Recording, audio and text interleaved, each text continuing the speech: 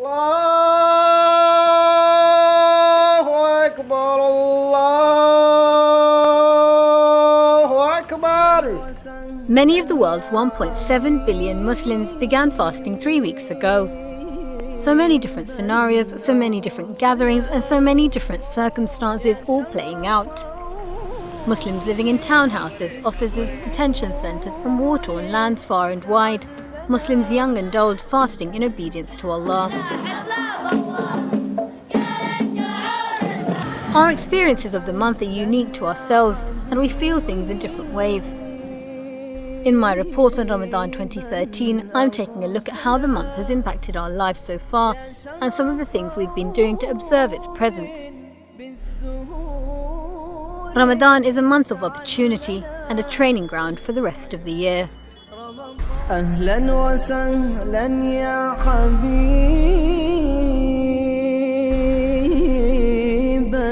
أقبلا يا شهر صوم بالزهور تعللا رمضان.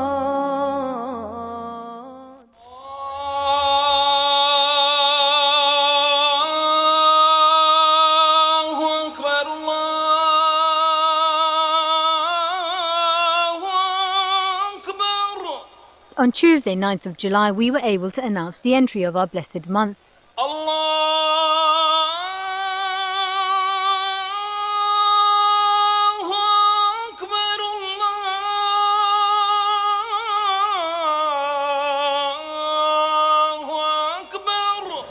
People rushed to complete their purchases and that evening were excited to make their way to their first Tarawih. Now into the last 10 days, the month has flashed past us. What have we been doing with our time and how best are we making use of it? Arriving once a year during Ramadan, we are all able to re-evaluate, re-energise and aim to perfect our character. For me, Ramadan epitomises togetherness and unity. We think of our brothers and sisters in less fortunate positions around the world. We're more charitable than at any other time and we pray in congregation more than any other time of the year, thinking of much more than our personal desires. Ramadan comes, Allah subhanahu wa ta'ala opened the door of the heavens, closed the door of the hell, and shaitans are chained up, and also how Allah subhanahu wa ta'ala shower His mercy. So all this makes it is a very special month. The month dictates that we fast, we abstain from food and drink, and much more, removing worldly wants and replacing them with the spiritual, setting ourselves up for the rest of the year, our recharge in the haven when the fire is closed off. Because of the rewards are multiplied many times. So Allah subhanahu wa ta'ala has given this energy and motivation to the Muslims. As if you see, even somebody is very inactive Muslim, lazy Muslim, less practicing Muslim, becomes very serious. And we believe this is especially, it is a sanction from Allah. Whoever come forward, Allah helps him. As in Hadith Rasulullah sallallahu alaihi wasallam said, when Ramadan comes, a caller calls, or the one who is looking for right as it come forward, or the one who would like to give up the sin, give up. So this is a special support, strengthening our iman if we just come forward from Allah subhanahu wa ta'ala. So that's why everybody is, you can see, mashallah, very motivated. Going that extra mile and trying that little bit harder, we know our rewards are multiplied, and we know already by how fast the days have passed there is simply no time to waste.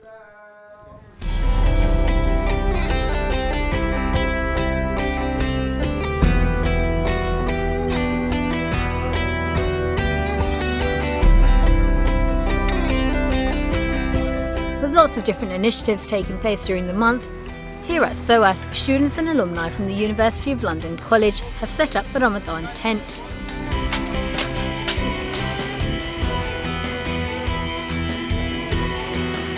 Up for the duration of the month, their aim is to dissolve misconceptions about Muslims in Britain and share their Ramadan experience, sharing iftar with those who may not have homes to attain some extra reward. The team here worked through their fast to set up, and watching the tent take shape, their enthusiasm is contagious. The concept is basically that we have iftar every single day. We give out food to everyone. Absolutely everyone's welcome, and we're going to keep it up hopefully for 30 nights of Ramadan. Organising various guests to come along and join the iftar, you can tell this takes time, manpower and an organised setup. The hadith of the Rasul says it all, to be honest. I think, the rewards of being able to provide food for someone to break their fast with, or provide water for someone to break their fast with, the rewards are numerous and quite humbling. So I think I wanted to go for something, to leave a legacy behind, and to go for something which is unique, something which hasn't been done before, and hopefully maybe the springboard for future projects and future Ramadans, inshallah. A great idea and a great way by which we can attain more reward during this blessed month. How would somebody go about setting up something like this? How did you go about setting this up? Well, it's very simple. I mean, I've had this question put forward, and to be honest, anyone can do this, and this is the beauty about this concept. I mean, anyone can, if not a tent, maybe it could be a table set up or cloths, as you can see here, set up, and just people to gather around and be able to share this sense of community spirit that we we overlook for our daily lives. And I hope, hopefully, maybe in the future, up and down the country, we see many of these Ramadan tents shooting up left, right and center. Allahu Akbar, Allahu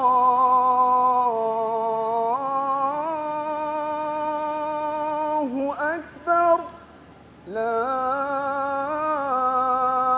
ilaha illallah.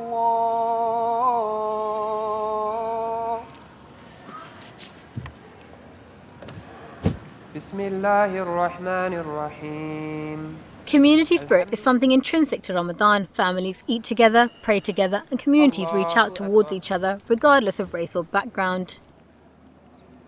A unique initiative from SOAS alumni and students, they found an innovative way to attain some extra reward this Ramadan. فمن ابتغى وراء ذلك فأولئك هم العادون. Here, not far from SOAS, the Student Islamic Society have been organising evening prayers and circles where new Muslims are able to learn about the practices of the month. والذين هم على صلواتهم يحافظون.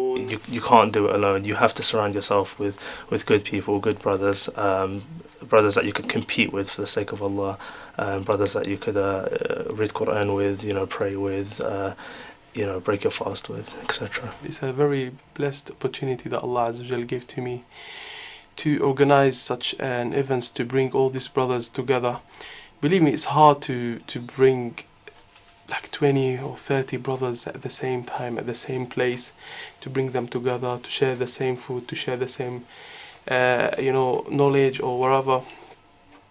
MashaAllah, it's the brotherhood between the brothers, alhamdulillah, it's very amazing, mashallah. And we're really looking forward, inshallah, to organize more events, inshallah.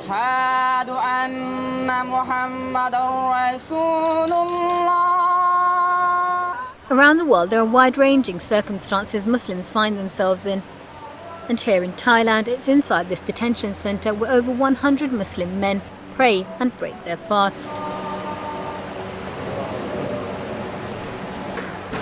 The lieutenant here says they try to accommodate the men's religious duties.